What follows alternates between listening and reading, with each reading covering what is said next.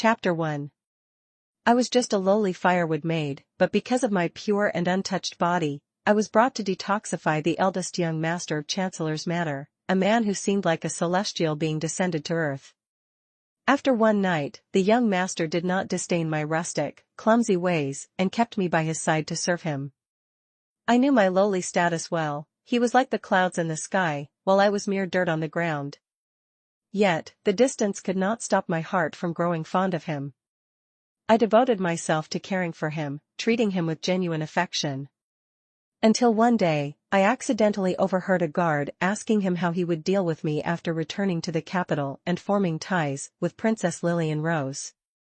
He merely chuckled coldly and said, "She's just a foolish, rustic maid. Lillian surely won't mind." The day we returned to the capital, I packed my belongings and left on my own. He spurred his horse to chase after me, speaking coldly, "Come back with me, or don't ever think of returning to seek me again." I smiled faintly and shook my head. "Rest assured, young master. I will never seek you in this lifetime."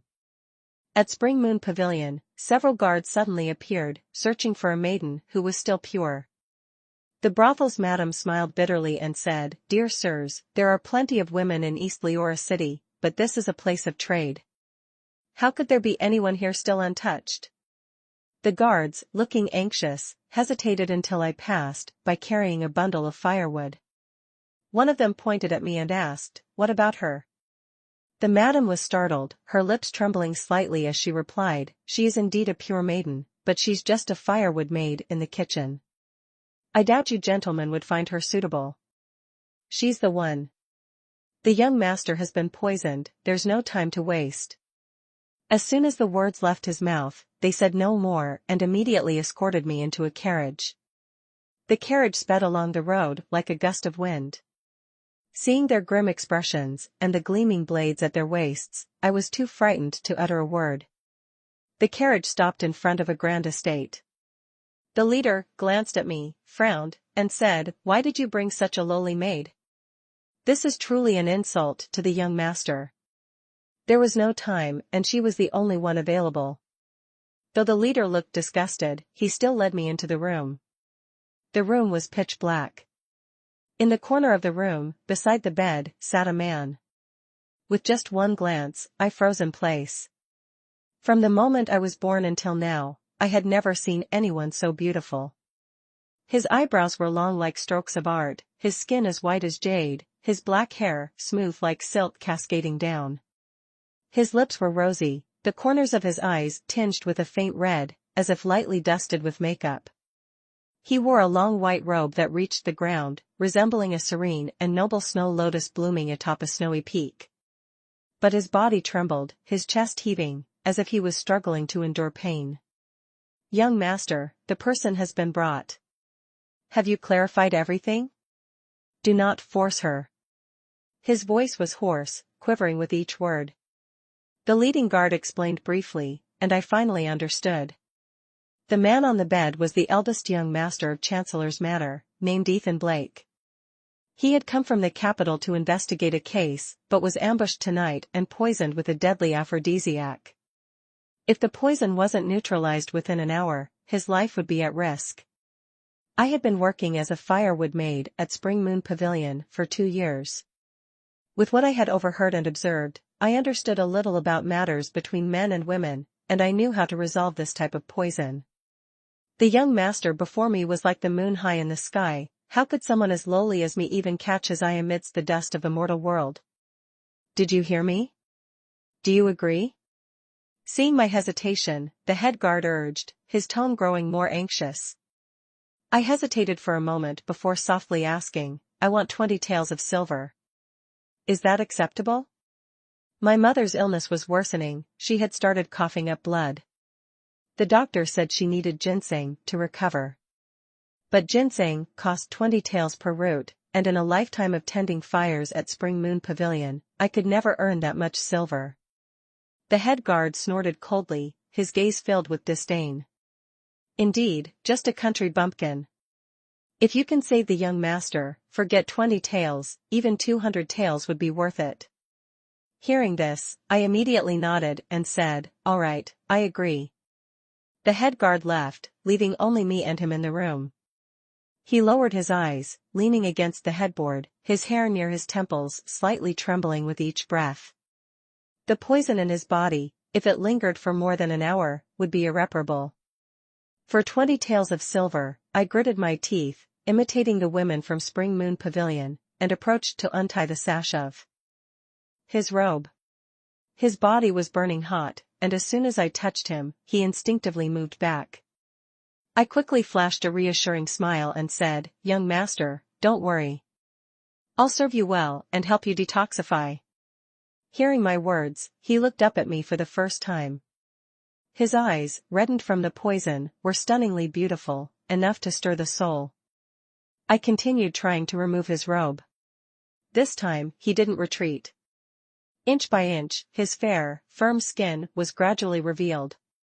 When I removed the last layer of his clothing, he suddenly wrapped his arms around my waist, pulling me onto the bed and pinning me beneath him. His warm breath brushed against my neck, tickling slightly. "What's your name? If it hurts, just tell me." These were the only 2 sentences he said to me. In the darkness, there were moments when he lost his sanity, disregarding everything. But when he saw my tears fall, his movements slowed, becoming gentler. The poison of love was truly potent, wave after wave, lasting the entire night. At the break of dawn, he finally stopped, pulling me into his embrace. In that instant, exhaustion overtook me, and I drifted off to sleep. I didn't know how long I had slept, but when I opened my eyes, he was already sitting by the window. With a jade crown on his head and his attire immaculate, the morning light illuminated his face, making him appear like a celestial being descended to earth, untouched by the dust of the mortal world. I stared at him in a daze, feeling as if everything from the previous night was merely a dream. Noticing I was awake, his gaze flickered slightly, and his cool, clear voice resonated. "Rest a bit longer, I will have someone escort you back." With that, he rose and stepped outside. I reached out toward his retreating figure, but I couldn't even touch the hem of his garment. The bright moon in the sky was, after all, not something someone like me, a mere firewood maid, could ever hope to grasp. I didn't lie down for long and quickly sat up to adjust my attire. The head guard from yesterday was waiting outside the door, still wearing that disdainful expression, as he handed me a bag of silver. Receiving the heavy bag of silver, I thought for a moment and said, "Please prepare a bowl of 5-fruit soup for the young master, with some ligusticum and astragalus added, it's very nourishing for the blood and energy." The head guard's eyes flickered briefly, before he pulled me toward the backyard. "The kitchen is here, you can cook it yourself." At Spring Moon Pavilion, I was most accustomed to making 5-fruit soup. Every morning, I would serve a bowl to the guests who stayed overnight, and they would always drink it down in one go, praising how invigorated they felt. Today, cooking for Ethan Blake, I put even more effort into it. I personally tended the stove, waiting until the soup was perfectly simmered before lifting the pot. Afraid it might cool on the way, I held the soup jar tightly against my chest and ran straight to the study. Carefully, I placed the bowl of soup on the table, then, worried he might not be pleased, I stepped back 2 paces and said, "This is 5-fruit soup, young master should drink it while it's still hot." He blinked his long lashes, looking toward the head guard standing behind me, and asked, "Thomas Gray, what is the meaning of this?" "Young master," Thomas Gray replied, "when we went to East Leor earlier, you mentioned how harsh and cold it was here, and we didn't bring any maids. Since we're all rough men, it might be better to keep this girl around to assist with your meals and daily needs." Thomas Gray seemed intent on keeping me. For some reason, my heart began to race, and I didn't even dare to breathe, fearing Ethan Blake might refuse. But he said nothing, merely waved his hand indifferently. I followed Thomas Gray out in a daze, unable to resist asking, "Does this mean the young master agreed to keep me?" Thomas Gray raised an eyebrow and replied, "The young master did not refuse, which means he agreed." "How much do you earn in a month at Spring Moon Pavilion?" "I will pay you 10 times that amount." I hurriedly shook my head. "The silver you gave me this morning is already more than enough, I don't need any more." That amount of silver was not only sufficient for my mother's medical expenses, but also enough to buy a new house and other necessities. And now, I could continue looking at that distant moon. My heart was content. Ethan Blake was always very busy every day. Even at night, he often stayed up late reading or writing. The nights in East Leora were both dry and cold, leaving his hands cracked and bleeding. I stayed up late to prepare a salve, mixing lard, sesame oil, and nectar to create a soft ointment. Young master, please don't disdain this. It's a folk remedy, but it's very effective. He stared at it for a moment before slowly extending his hand. I took a small amount of the ointment and gently applied it to his wounds. His hands were truly beautiful, with well-defined knuckles, pale and smooth like jade. They were nothing like mine, rough and covered in scars, big and small. Do you use this ointment on your cracked hands as well? His elegant voice suddenly broke the silence, startling me. I could only answer honestly, my family is poor, I wouldn't dare use something so good for myself. Seeing him frown, I quickly added, but I've made this ointment for the ladies at Spring Moon Pavilion before. Their hands became smooth and fair, without a single scar. Young master, please trust me. I've done this very well. If it truly doesn't work, then you can. Noticing his frown deepen, I panicked and tried to explain further, almost on the verge of tears. Suddenly, he extended his long arm and grasped my hand. From now on, make sure to apply some for yourself too. Don't let your hands get hurt again. I stared at him in astonishment, my face burning hot, my ears turning red. I stood there dumbfounded, unable to respond. He sighed and released my hand. It's late, go rest now. Time passed, days followed one another. I did my utmost to treat Ethan Blake well, even better, just hoping he could smile a little. Every time I saw his smile, I was so happy that I couldn't sleep all night. Recently, the weather has been growing colder, snow blanketing everywhere in white. I had already prepared a pot of matsutake mushroom soup, waiting for Ethan Blake to return. But by evening, only Thomas Gray, covered in blood, rushed in, shouting loudly, "We were ambushed tonight. The young master and I got separated. Quickly, follow me to find him." Hearing this, I was horrified, hurriedly throwing on a cloak and rushing outside. The snow in East Leora, once it falls, covers all traces, making it impossible to discern direction. In such weather, spending a night outdoors would surely lead to freezing to death. The blizzard raged violently, and before long, I lost sight of the others. Fortunately, I was born and raised here, barely able to recognize the paths.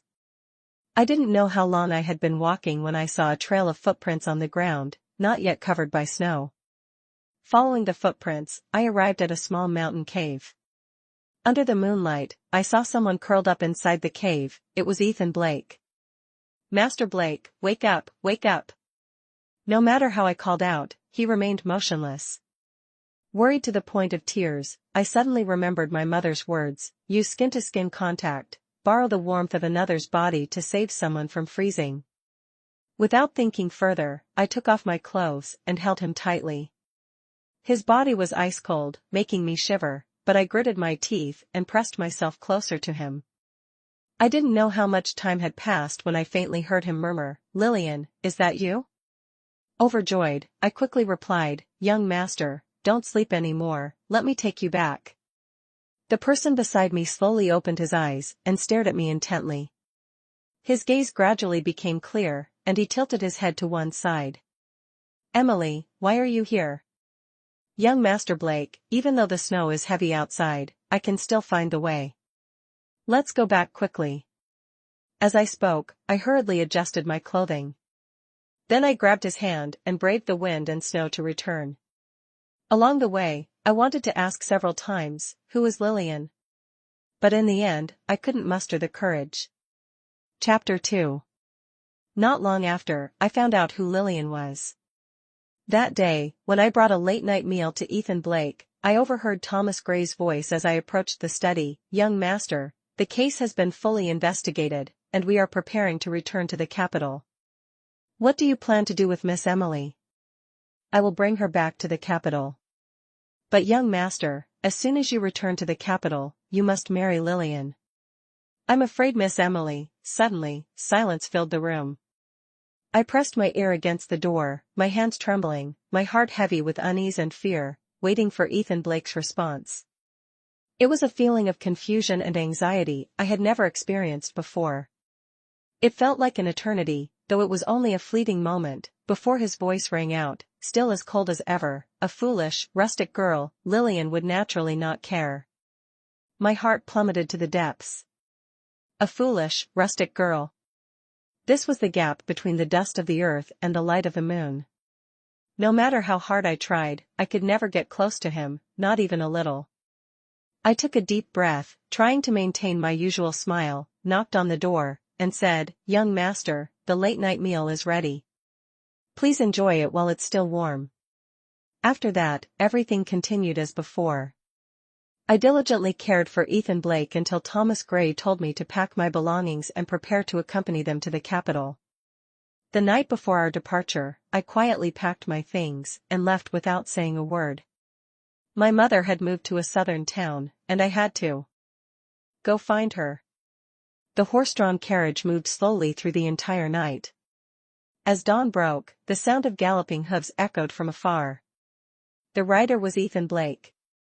His face was calm and composed as he urged his horse forward, stopping right in front of my carriage and pulling the reins tight. "Come back with me." I raised my head to look at him and smiled. "Foolish Emily will not follow you back to the capital. In the capital, any servant could serve you better than Emily." He froze for a moment, then spoke firmly, his tone serious. "Stop being difficult, Emily. Come with me." "I'm not being difficult," I replied with a smile. "Emily served you only for money. Now that I've earned enough, I bid you farewell." His gaze darkened slightly as he spurred his horse closer, his voice cold. "Come with me, or from now on, don't ever come looking for me again." Without hesitation, I shook my head. "Don't worry, sir. Emily will never seek you out for the rest of her life." "Fine." He suddenly smiled, a smile as radiant as a blooming dahlia, yet his eyes remained as cold as frost. Without another word, he turned his horse around and rode away without looking back. I felt no attachment either. Gently flicking the whip, I continued heading south. Mother and I lived in a small town for half a year. Her illness had significantly improved, and she longed more and more for the warmth of the South. After that, we sold the house here. Mother went to the southern Riverlands, while I had to make a trip to the capital with Mrs. Margaret Collins, our neighbor, to bring clothes and travel expenses to her son studying at the Grand Academy. The journey initially went smoothly, but as we neared the capital, we encountered bandits. All our money was stolen, leaving us without even enough for the return trip. Mrs. Margaret Collins fell ill from worry, so I used the last bit of silver hidden on me to rent a small house on the outskirts of the capital. To make a living, I opened a small shop selling noodle soup in the style of East Leora. I discovered that people in the capital, after butchering pigs, only sold the lean meat, while the offal was sold very cheaply. I bought it all. I boiled the offal in a large pot, added spices, and let it sit overnight to absorb the flavors. Cooked noodles, topped with a ladle of stewed offal and filled with broth, made for a steaming, fragrant bowl of noodles. This cheap, delicious, and filling dish became a favorite among many. My noodle shop grew increasingly popular, with people lining up every morning. If business continued like this, within a year, I could save enough for Mrs. Margaret Collins' travel expenses to return home. This morning, the shop was bustling as usual, and I was so busy that sweat dripped down my forehead. "One bowl of noodles, extra broth." Suddenly, a voice rang out, strangely familiar. I froze and looked up. Through the steam, I saw Ethan Blake standing in front of the shop, his demeanor still as composed and ethereal as ever, untouched by the dust of the world. His face was expressionless, as if he didn't recognize me. After speaking, he found a seat and sat down. I snapped out of it and hurried to prepare the noodles. As I poured the broth, my hand hesitated slightly when I was about to sprinkle green onions. He didn't like green onions. Hesitating for a moment, I only sprinkled a few strands as garnish before bringing the bowl of noodles over. This simple, rustic dish seemed somewhat out of place before him. Yet, he gazed at the bowl, slightly curled his lips into a smile, and began eating on his own. I breathed a sigh of relief, turned around, and prepared to continue my work. Emily. His calm voice sounded from behind, "Why have you come to the capital?" Lowering my head, I honestly replied, "I came to find someone." The corners of his lips seemed to curve a bit more. "To find someone? Didn't you once say you'd never?" "Emily." His words were interrupted by a shout. Andrew Collins came running breathlessly from the alley entrance. "Didn't I tell you to wait for me before setting up the stall? Why did you do everything yourself?" I smiled, waving my hand dismissively. "Focus on your studies at the academy, there's no need for you to come here. The library is closed today. I'll help you set up the stall first, then take you and my mother for a stroll by the lake. The market there is bustling." As he spoke, he rolled up his sleeves and began helping me prepare the noodles. Andrew Collins is the son of Mrs. Margaret Collins. Over the past few months in the capital, we've grown close.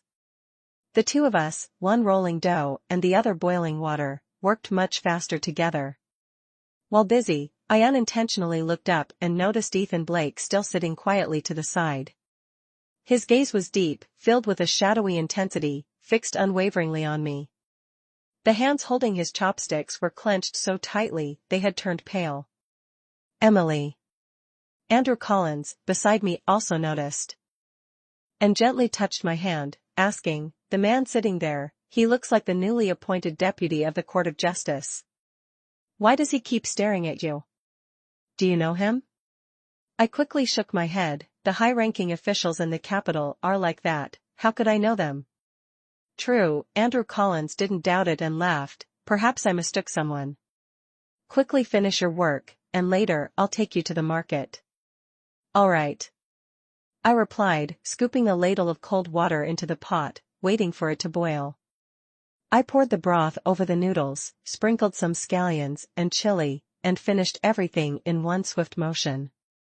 I had vowed never to seek them out again, so let's pretend we never knew each other. The matters in East Leora, I won't let anyone else know about them. After another busy moment, when I looked up, Ethan Blake had already left without a sound. Finally, the work was done. After tidying up the books, Mrs. Margaret Collins mentioned that she hadn't been sleeping well lately and felt exhausted, so she didn't want to go to the market. Worried, I asked, "Should we call for a doctor?" No need," she said while gently pushing me out. "Go spend more time with Andrew. Come back late if you want, I just want to rest properly." In the months since arriving in the capital, this was the first time I strolled through the market and realized how bustling and prosperous it truly was. But the prices were shockingly high. Even a small pot of tea cost half a silver coin. Who knows what rare tea leaves it was made from. "Emily, if you like anything, just tell me, and I'll buy it for you." Andrew Collins's eyes sparkled as he occasionally picked up an item from a stall to show me. I tugged at his sleeve and said, "It's too expensive, just a small mirror costs as much as half a month's earnings from selling noodles. These past days, after school, I've been going to the library to copy books. Yesterday, I just received my wages." As he spoke, he untied the silver pouch from his waist and stuffed it into my hand. Before I left, my mother reminded me repeatedly, "If you don't buy anything, how am I supposed to explain it to her?" Andrew Collins, already handsome, now smiled, exuding even more charm, full of the vibrant energy of a sincere young man.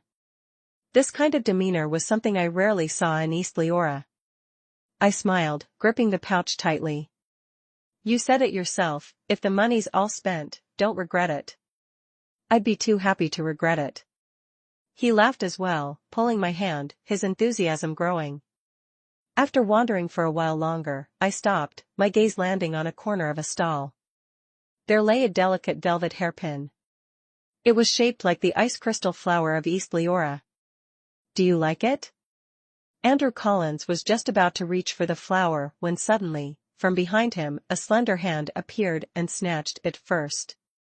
A small piece of silver was tossed down immediately after. No need for change.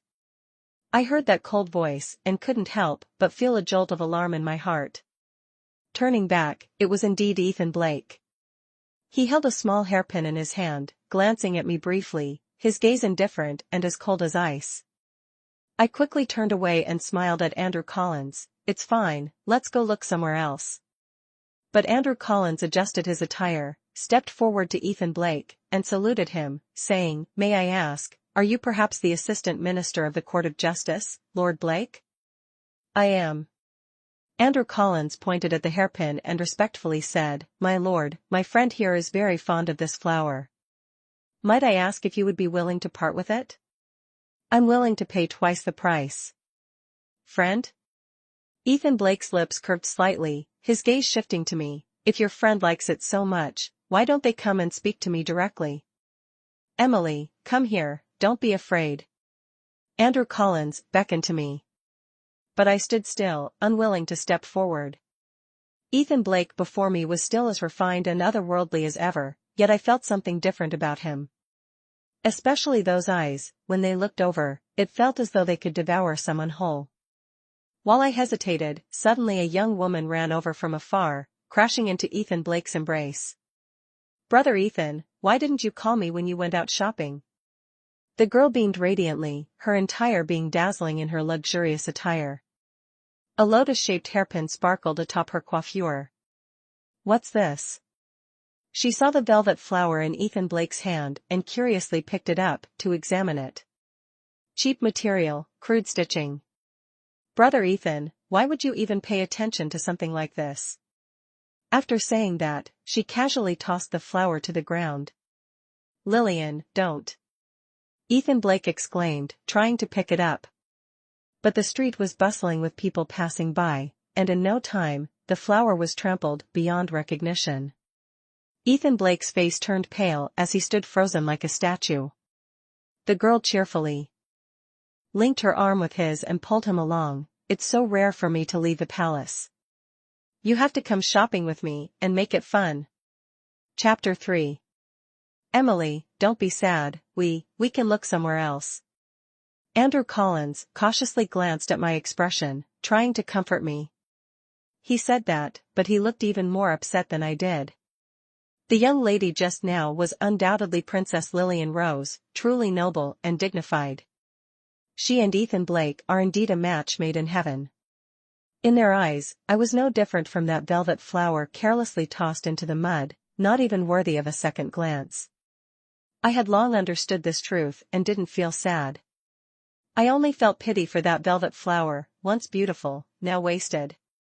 I lifted my head and smiled brightly at Andrew Collins. "There are so many other things in the market. We can just buy something else." Afterward, we strolled for quite some time but didn't come across another ice flower. Andrew Collins looked regretful and said, "It's all my fault. If I had acted faster, we wouldn't have let Lord Blake buy it.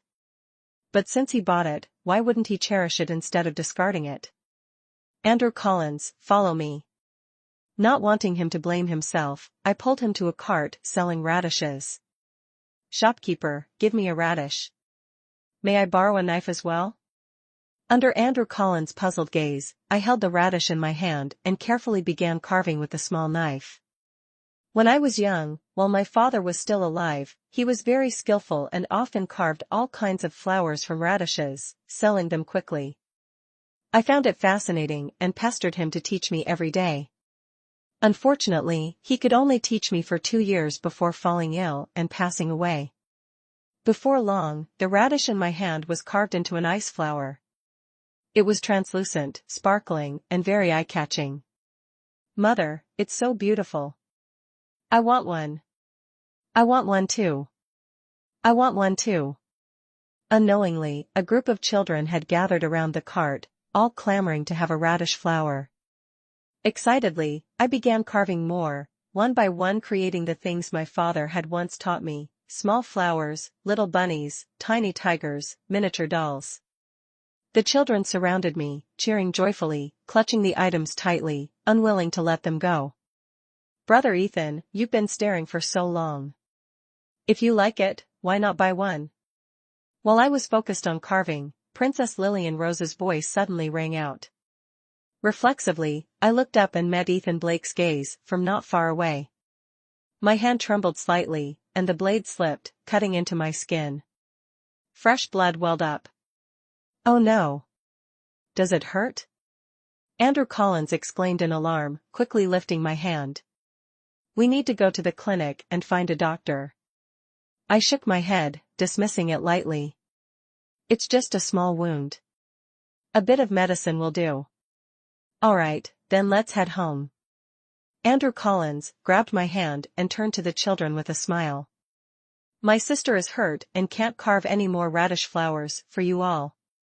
The children looked disappointed and said, "Then you must take good care of her. When she's better, remember to come back." "All right, a promise is a promise." I followed Andrew Collins as we left, but I couldn't shake the feeling of a gaze lingering on me, clinging like vines, refusing to let go. "The wound on my hand isn't deep, applying ointment and bandaging it should suffice." I continue preparing the ingredients for tomorrow morning's noodle stew sale. The night grows late, and everything is finally done. I let out a long yawn, suddenly hearing a knock at the door. "Emily, open the door." It's Ethan Blake's voice. "Why has he come here?" I quietly step to the door, carefully securing the latch tighter, then say, "It's late at night, not convenient to open the door. Please, sir, return home." For a long while, only a sigh comes from outside. "You told others you didn't know me, so why do you call me sir?" My apologies, I quickly change my tone. "It's late, and it's not appropriate for a humble woman to open her door." I ask the gentleman to return. No reply comes. I wait for a while, but sleepiness overtakes me. I return to my room, extinguish the lamp, and soon fall into a dreamless sleep. That night, I slept soundly. At dawn, I was already awake. As usual, I loaded noodles, broth, and spices onto the cart, ready to head to the market. But as I opened the door, I froze in place. Before me stood a tall, slender figure, his coat and hair damp with morning dew. The sight unexpectedly brought back memories of the first time I met him. His eyes, slightly reddened at the corners, carried a gaze that seemed moist, shimmering yet distant. When he saw me, his pale lips curved into a faint, fragile smile. "Emily." I hadn't expected him to stand outside all night. I was flustered, unsure of what to do. Do you need something?" He retrieved a smooth white jade bottle from his sleeve. "Use this, it won't leave a scar." I didn't take it. Hiding my hands behind my back as I softly replied, "Thank you, my lord. But I am just a simple woman, unworthy of such fine medicine. If there's nothing else, I kindly ask you to leave. I still have work to do." His entire frame trembled slightly, his fingers tightening as if struggling to suppress a quiver. "Emily, I'm sorry." I smiled, feigning indifference. "It's just a velvet flower, my lord. You never cared for it anyway, so why bother?"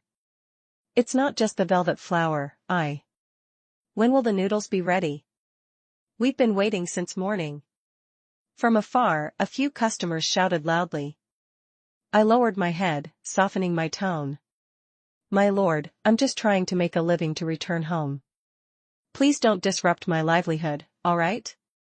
His gaze brimmed with emotions, silently fixed on me.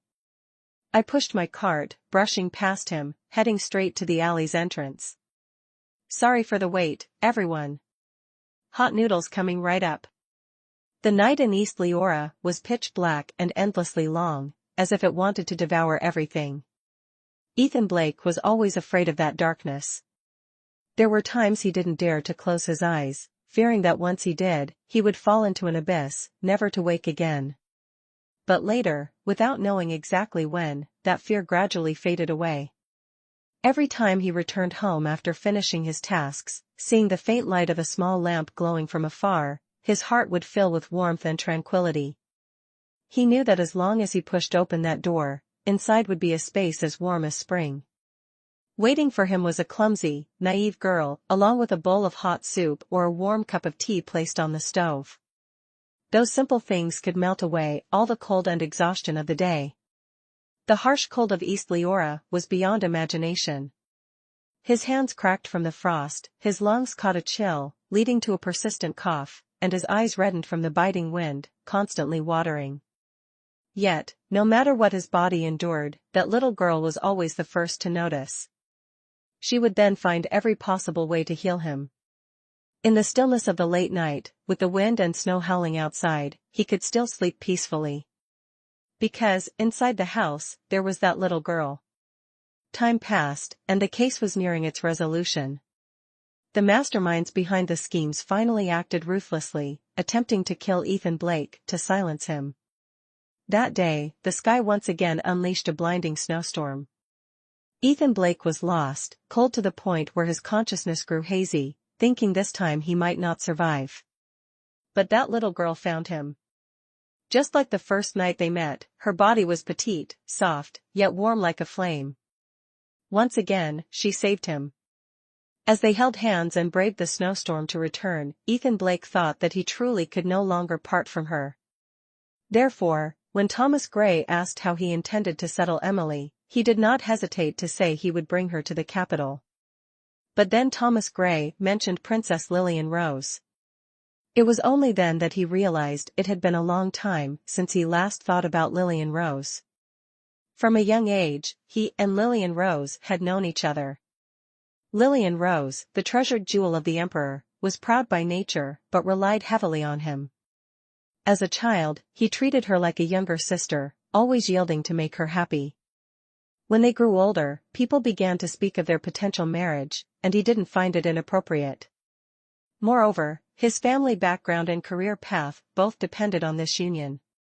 But now, when Thomas Gray mentioned Lillian Rose and Emily together, an indescribable feeling of unease arose in Ethan Blake's heart. He tried to hide it, speaking in a cold tone, "A foolish country girl, Lillian certainly wouldn't care."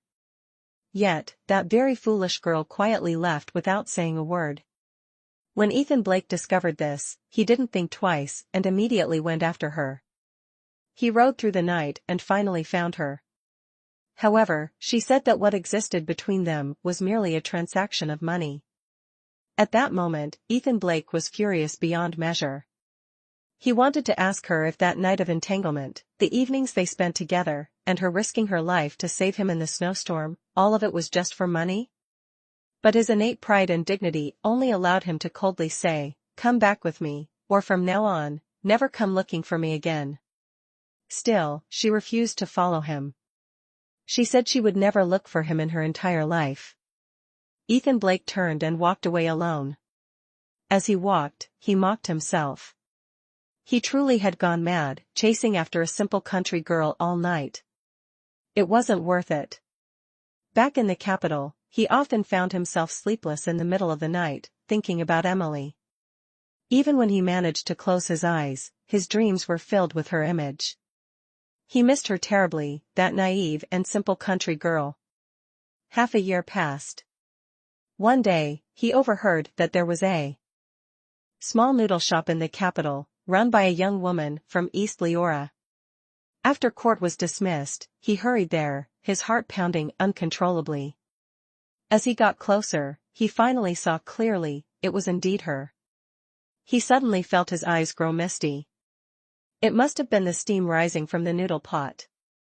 "One bowl of noodles, extra broth," he said briefly, then quickly turned to find a seat, as if afraid that looking at her any longer would make him lose control in front of everyone. The bowl of noodles was served, garnished with just a few sprigs of green onions. She still remembered his preferences perfectly. Ethan Blake had to muster all his strength to suppress the smile tugging at the corners of his lips. He asked her why she had come to the capital. "So it turns out she came to find someone."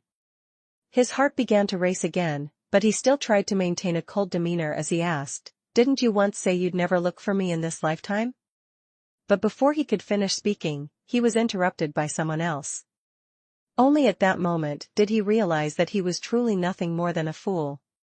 Emily had indeed come to the capital to find someone. However, the person she was looking for was not him. The girl who had once stayed by his side, whose heart was filled only with him, now had someone else. Chapter 4. Life went on as usual. I still ran my noodle stall every day. The only thing was, every day, I encountered Ethan Blake. He ordered a bowl of noodles. I cooked it, sprinkled a few scallions on top, and served it. He quietly finished eating and then left. No words were exchanged. I couldn't understand, someone like him, who must have tasted countless delicacies, why did he come here every day for a simple bowl of noodles? But he never said anything, nor did he disturb my business. So, I didn't dwell on it and treated him like any other customer. Lately, Andrew Collins had been coming less often. He was preparing for the autumn examination this year, burying himself in books every day. For 10 years of study, Mrs. Margaret Collins had sold off several acres of their family's farmland to support his education. That day, I had just sold my last bowl of noodles and was about to close up when someone came running from afar. "Miss Emily, something has happened." It was a fellow student of Andrew Collins, who had also eaten at my stall many times. At that moment, his face was pale with panic, and he was gasping for breath as he said, "Just now, many officials came to the library. They said someone bribed the examiners and leaked the questions for this year's autumn examination. They've arrested several people, including Andrew Collins." "Leaked the questions?" I was confused and blinked, asking, "Is this a serious matter?" "Of course, it's serious." The fellow student turned pale as a sheet, saying, "Since ancient times, cheating in imperial examinations has been a grave offense. At best, it results in a lifetime ban from taking exams. At worst, it leads to exile or execution." "What?" I was so shocked that I froze in place. "Then where has Andrew Collins been taken? Can we find out what happened to him? A case this severe will definitely be investigated by the Court of Justice. That's the place, directly under the Emperor's jurisdiction. There's no way we can get in." After delivering the news, the person hurriedly left. I felt like a soulless body, clumsily tidying up the shop. In my days, I accidentally broke 2 bowls. This must not reach Mrs. Margaret Collins. Her health had just recovered, and if she found out about Andrew Collins' troubles, she might fall ill again from worry. I returned home and sat silently for the entire day and night. The next morning, I didn't open the noodle shop but instead waited at the entrance of the alley. Under the morning sunlight, a familiar figure dressed in a blue robe gradually approached. Ethan Blake saw me too. His steps faltered for a moment, but he quickly walked over and asked in a deep voice, "What happened, Emily?" My tears, suppressed throughout day and night, could no longer be held back and began to flow uncontrollably. I dropped to my knees before him. "My lord, please, I beg you, save Andrew Collins." He froze for a moment, then quickly bent down to help me up. "What happened to Andrew Collins?" I recounted the tale of the examination fraud during the autumn exam, crying and pleading as I spoke. "Andrew Collins is surely innocent. His education expenses come from his mother selling land. He even copies books at the library to support his family. How could he possibly have money to bribe the examiners?" Ethan Blake lowered his gaze, his long brows furrowing, lost in thought. My heart burned with anxiety, and I couldn't stop myself from trying to kneel again. "Please, my lord, investigate the truth and save him." He quickly grabbed my hand and, in one motion, pulled me into his embrace. "I've been in the palace these past days organizing old records and hadn't heard of this matter. Don't worry, I will uncover the truth." I was immediately overjoyed, but my tears, which had just stopped, began to flow once more. "Thank you, my lord, thank you. Don't cry. With me here, Emily, there's no need to fear." He gently wiped away my tears, his stunningly beautiful eyes softening with a rare tenderness. I stared at him in a daze, momentarily forgetting to pull away. Ethan Blake said he would investigate the truth, but he had been gone for several days without any news. Each day, I worried endlessly, yet I feared Mrs. Margaret Collins would notice something unusual. I forced myself to carry on, still setting up the stall daily as usual. However, with the weight of the matter on my mind, I often made mistakes while working, even miscalculating the accounts several times.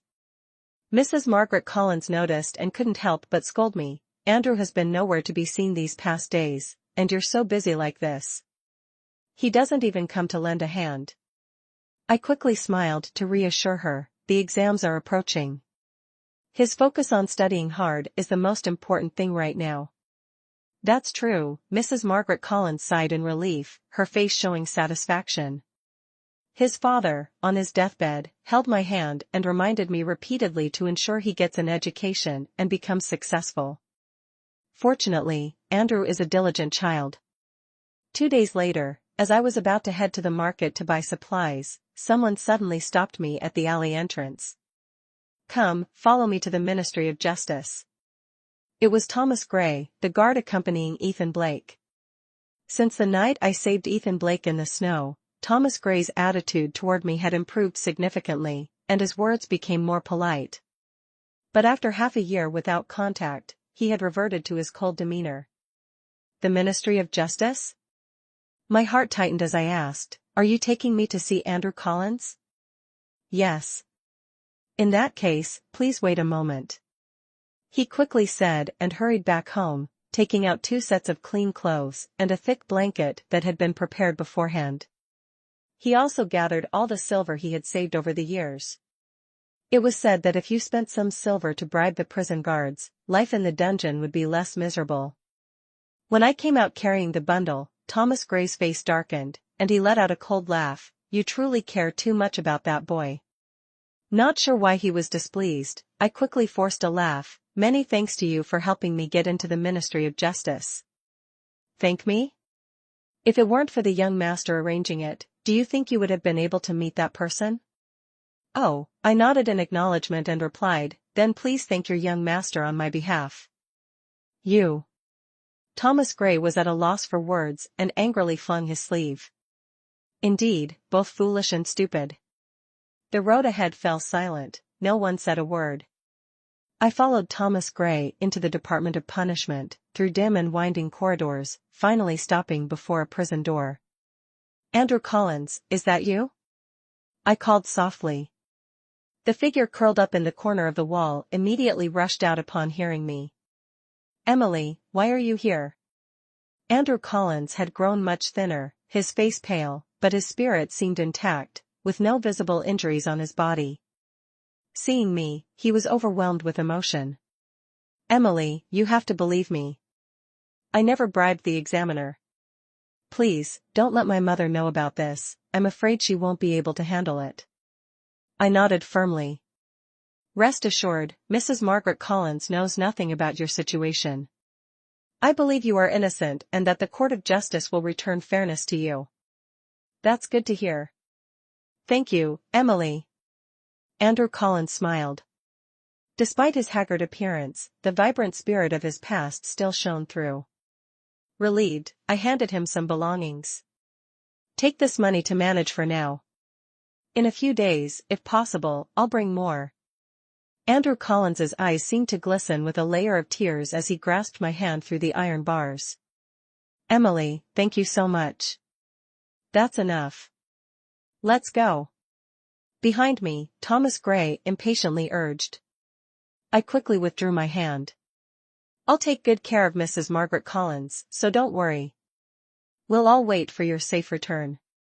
Stepping out of the prison, the outside world was brightly lit, sunlight casting over a tall and lean figure, standing silently. He was draped in a deep red official robe, his indifferent gaze resting briefly on me. It was the first time I had seen Ethan Blake in formal attire. I quickly stepped forward to bow in respect, saying, "Thank you, my lord. This humble woman is deeply grateful." He gave a slight nod, remaining silent. I, too, was at a loss for words. After bowing once more, I turned to leave. But after taking just 2 steps, Thomas Gray's voice suddenly rang out, "Emily Carter, do you even have a conscience? For that young lad, you held his hand and gave him countless instructions. But for my young master, all you can muster is a single thank you." Thomas Gray. Ethan Blake interrupted him, then began coughing violently. It took him a long moment to catch his breath.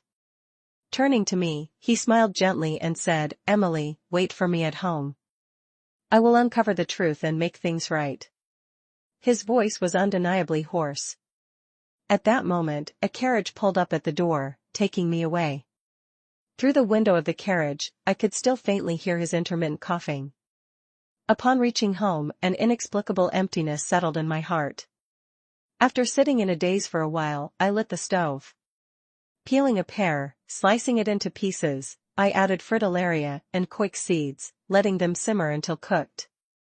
Finally, I dropped in 2 pieces of ginger candy. With no proper soup bowls at home, I had to use a small jar instead. Holding the jar in my hands, I hired a carriage and made my way to Chancellor's Manor. But upon arriving, I realized the Chancellor's Manor was immense, with several gates just at the entrance. Without someone to announce me, there was no way I could get in. I paced back and forth in front of the gate, anxiety burning inside me. Just then, I saw Thomas Gray hurrying past. Thomas Gray, I immediately ran over. I made a bowl of soup to help Lord Blake with his cold and soothe his voice. "Could you please deliver it for me?" Thomas Gray glanced down at me, the corner of his mouth curling up slightly. "Are your hands and feet broken? Why not bring it in yourself?" "I can't get in, Before I could finish my sentence, he grabbed my hand and pulled me straight inside. The Chancellor's Manor was already vast from the outside, but the interior was even more overwhelming. After weaving through countless paths, we finally stopped in front of a room door. "The young master is inside. Go on in." Standing before the imposing door, I felt a flicker of hesitation. Summoning all my courage, I shakily pushed it open. Inside, it was quiet, with a faint fragrance of ink and paper in the air. Ethan Blake was seated at the desk, his eyes lowered, seemingly engrossed in something. He didn't look up, only asking, "What is it?" I froze for a moment, then cautiously stepped forward. "Lord Blake." The page in his hand suddenly crinkled under his grip. He slowly raised his head, his gaze shifting, and for a moment, it seemed to brighten. "Emily, why are you here?" I looked at the jar in my hand, which seemed so plain compared to this elegant room. "I made a bowl of soup for you. If you don't mind, then give it here." He responded curtly, extending his hand. I carefully poured the soup into the teacup on the table and lifted it to test the warmth. "Just warm enough." "Lord Blake, please drink." He accepted it and slowly drank it all. As soon as the cup was empty, I hurriedly poured another full serving. "Sit down." He gestured to the chair beside him, then continued reading his book, occasionally sipping the soup. Several times, I thought about not needing the soup pot anymore and prepared to excuse myself, but the words got stuck in my throat. The room returned to silence, with only the soft sound of pages turning, swish, swish. Gradually, sleepiness crept over me, and I drifted off. That sleep was deep. When I woke up, I found myself lying on the chaise lounge by the window. Outside, the sky had darkened, and no lamps were lit in the room. The clear moonlight streamed through the window, casting its glow on the face of the person sitting beside the chaise lounge. His gaze was like water, even more elusive than the moonlight. Startled, I fully woke up and hastily sat upright. Sorry, I'll leave now. I won't disturb you any longer, my lord." "Emily." Suddenly, my hand was taken and pressed into his warm palm. "Don't go, all right?" His voice was still hoarse, carrying a faint, almost imperceptible plea. I froze. His gaze darkened slightly, and his arm gently tightened, pulling me into his embrace. "Can we be like we were in East Leora?" "Like in East Leora." My heart trembled slightly, but it quickly calmed down. My lord, this is the capital, how can it be like East Leora? To be honest with you, this Chancellor's manor is so luxurious and splendid that Emily could never have dreamed of it. If I were to stay here, would anyone in the manor take me seriously? Moreover, you're about to marry Princess Lillian Rose. The velvet hairpin I couldn't bear to buy is something the princess would discard after a mere glance. Emily may be lowly, but I refuse to be treated like trash. Choking back my emotions, I forced myself to speak in one breath, then broke free from his arms. It's late, Emily must return. He slowly let go of me, taking a long time to finally open the door. I'll escort you. Just like that snowy, windy night, beneath the moonlight, it was only him and me. The only difference this time was that he held my hand, guiding me step by step. Chapter 5. A few days later, Andrew Collins finally returned. Mrs. Margaret Collins, seeing him looking haggard and noticeably thinner, couldn't help but feel distressed. Has something happened recently? Why do you look like this? Andrew Collins smiled, seemingly unconcerned. I've been preparing for exams, reading day and night, so I haven't been able to visit you and Emily. Mrs. Margaret Collins didn't suspect anything and simply reminded him repeatedly that while studying is important, health is even more so. Andrew Collins didn't stay long and quickly returned to the library to continue preparing for the upcoming autumn exams. I walked him to the door, but this time, he didn't leave immediately as usual. Instead, his ears turned red, and he hesitated, as if he wanted to say something but couldn't. Emily, I've relied on you a lot these past days. If I pass, could I come to your house to propose marriage? Propose marriage? I couldn't help but think of the days spent in East Leora with Ethan Blake. Andrew Collins is a very good person, but those things, I can't hide them from him. Still, everything must wait until after his exams. I smiled and nodded. All right, I wish you success and glory. His whole face lit up with joy as he waved and said, I'm off, Emily. Wait for me, okay? Andrew Collins returned to the library, and life went back to normal. However, the silver coins I had saved earlier were spent bribing the prison guards, so I had to start saving travel expenses all over again. That day, after finishing my work, I planned to ask someone to write a letter to my mother, informing her that I might be delayed for some time before I could visit her. While walking, I suddenly heard a commotion behind me. Before I could react, someone grabbed me and forcefully threw me into a carriage. I fell hard and struggled to get up. The carriage was incredibly luxurious and spacious, with a stunningly beautiful woman of noble demeanor seated in the center. Her eyebrows and gaze seemed somewhat familiar. Looking closely, I realized it was Princess Lillian Rose. What could she want from me? Are you Emily Carter? Her eyes were full of disdain, her chin raised high. How dare you, ignorant of your place, come to the capital to cling to my brother Ethan? She was of royal blood, how could I dare provoke her? I quickly knelt and explained, Your Highness, there's been a misunderstanding. I came to the capital with someone else to find Andrew Collins, a student at the Imperial Academy. I haven't troubled Lord Blake in any way. Andrew Collins? Princess Lillian Rose froze briefly, a thoughtful expression crossing her face. Then why haven't you left after finding him? I was robbed of all my travel money by bandits and had no choice but to stay in the capital, doing small trades to save enough to return home. Ridiculous. Princess Lillian Rose slammed her hand on the carriage table. Broad daylight, right under the Emperor's nose, how could there be bandits? It seems if I don't teach you a lesson, you won't leave. With that, she opened the carriage window and looked outside. At the foot of Southern Hills, there's a dense forest. I'll throw you in there for a night and see if you still dare to stay here. The carriage immediately changed direction, heading toward Southern Hills. My heart was filled with panic, but no matter how much I tried to explain, Princess Lillian Rose ignored me. As the carriage reached the edge of the forest, the sound of clashing weapons suddenly echoed from outside. Then came the loud shouts of the guards, bandits! Protect the princess! Princess Lillian Rose turned pale with fear, unable to believe her eyes as she saw a group of people surrounding the carriage. Impossible, how could there be bandits? I gave a bitter smile. Princess, do you now believe what this commoner was saying? This carriage is so luxurious, there must be a wealthy noble inside.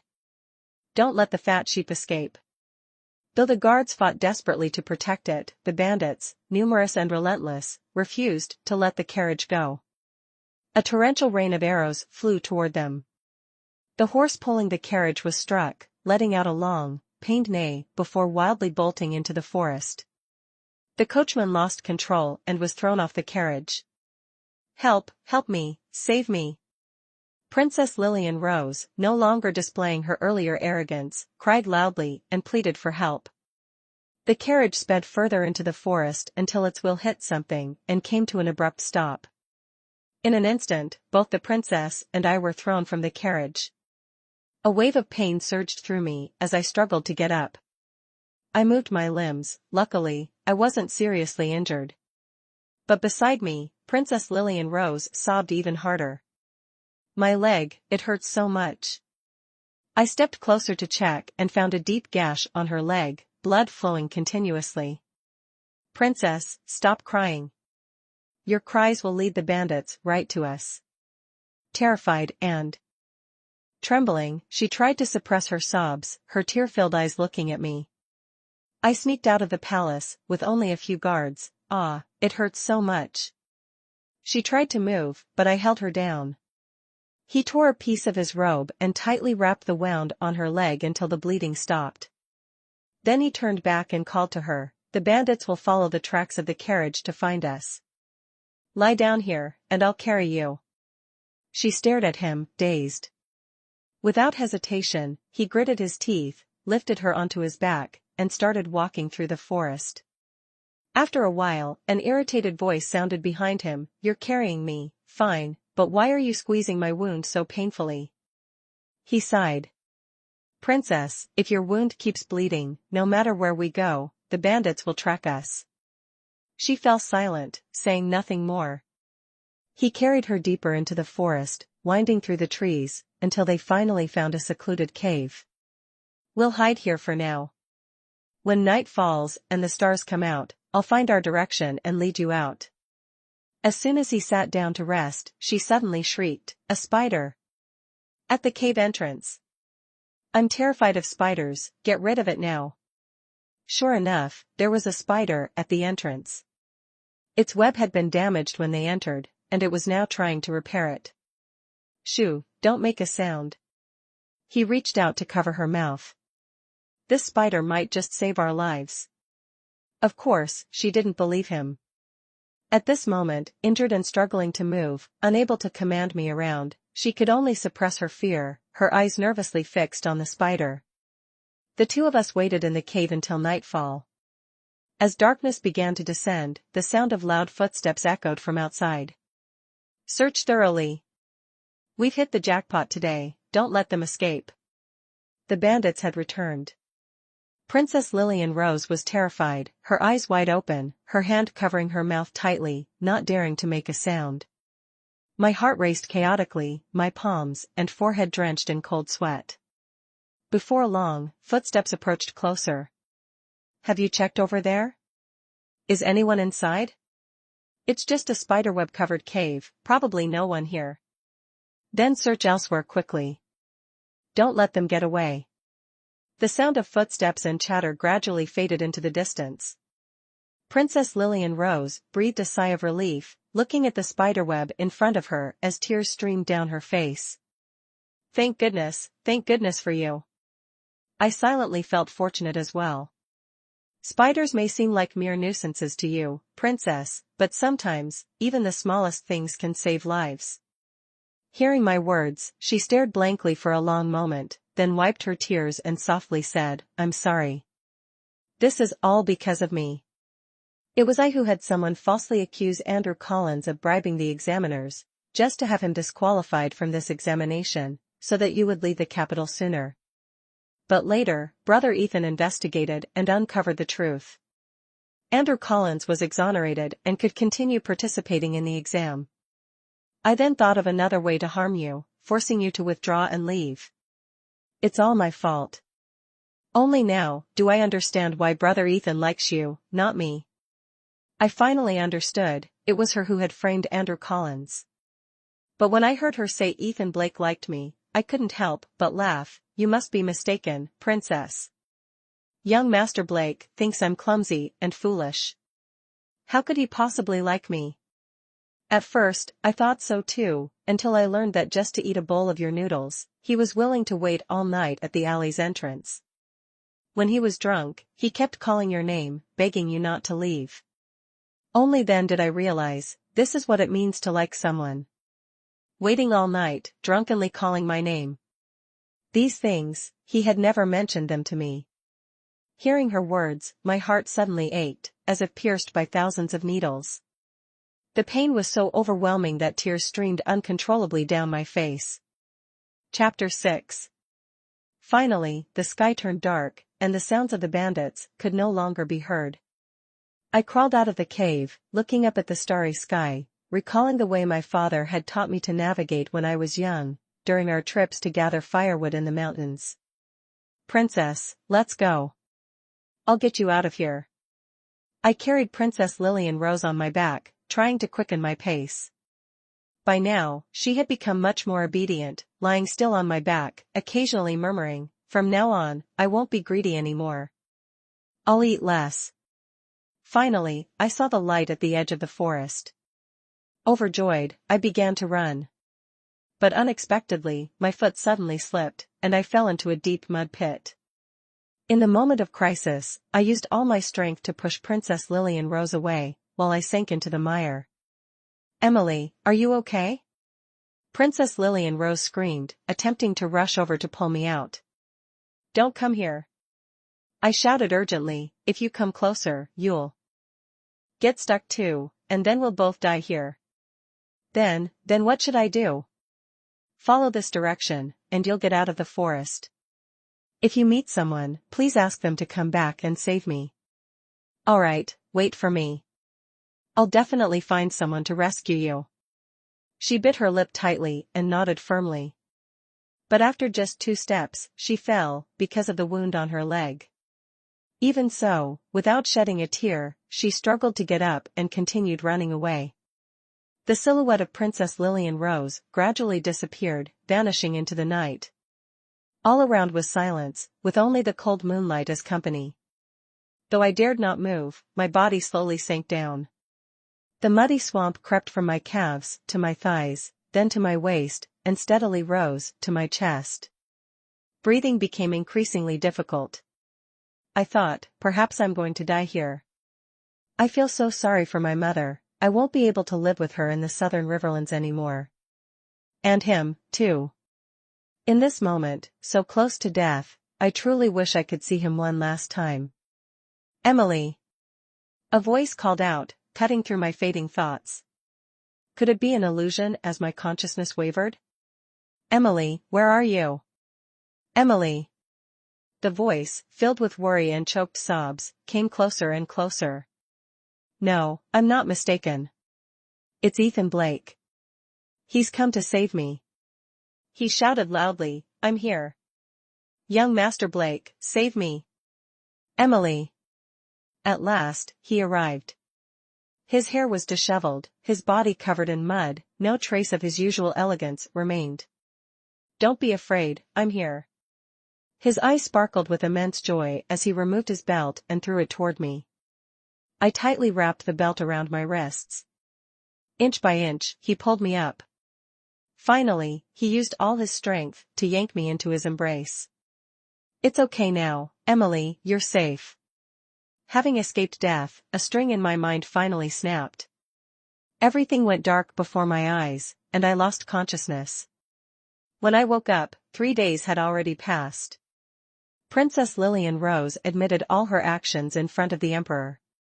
To save me, her leg was severely injured while running, damaging the bone. From now on, she would always walk with a limp. Afterward, she voluntarily relinquished her noble title and left the palace to travel. She said she wanted to experience being the grass and the ants, things she had never paid attention to before. A few days later, Andrew Collins came to visit me. His face was filled with shame, head bowed, unable to look me in the eye. Emily, the truth is, that day I knew you were trapped in the swamp in the forest. I wanted to save you but hesitated. I was afraid I'd get stuck as well, putting my life at risk. I was a coward. I'm sorry.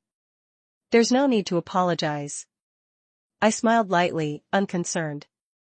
You're the only son in your family, and your father passed away early.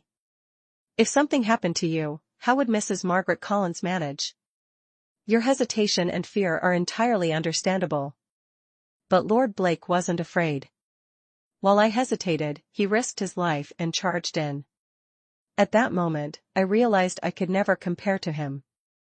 Before leaving, Andrew Collins solemnly said to me, Emily, in the future, you and Lord Blake must be happy. Me and Ethan Blake, happy.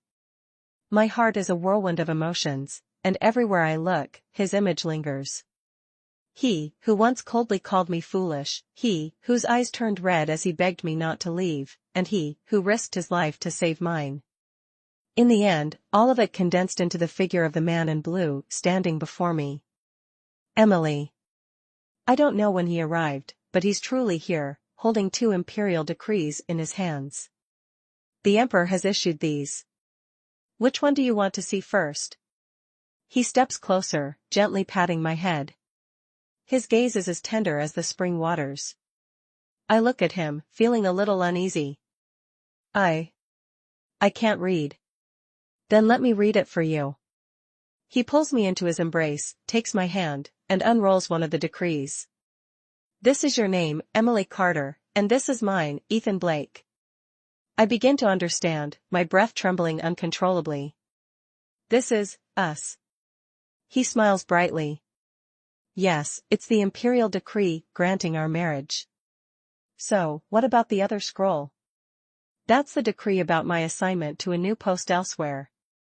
I've lived in the capital since I was young, always thinking I was superior to others. Even when judging cases at the Court of Justice, my perspective was limited and narrow. From now on, I want to travel across the South, to truly understand the suffering of the people and the rise and fall of the world. He spoke, then rested his chin on the top of my head, gently nuzzling. Emily, this time I've been assigned to the southern riverlands. Let's go together, and visit Mother, shall we? The thought of visiting Mother filled me with joy, and I nodded enthusiastically. Yes. You said it. Finally, you're staying by my side and not leaving anymore. Huh? When did I say I'd stay by your side? Just now. No, Lord Blake. You must have misheard. Still calling me Lord Blake, are you? He held the back of my neck and leaned down to kiss me. Emily, in this lifetime I'm determined to follow you. You said you'd never come looking for me, so in this life, I'll spend it all searching for you.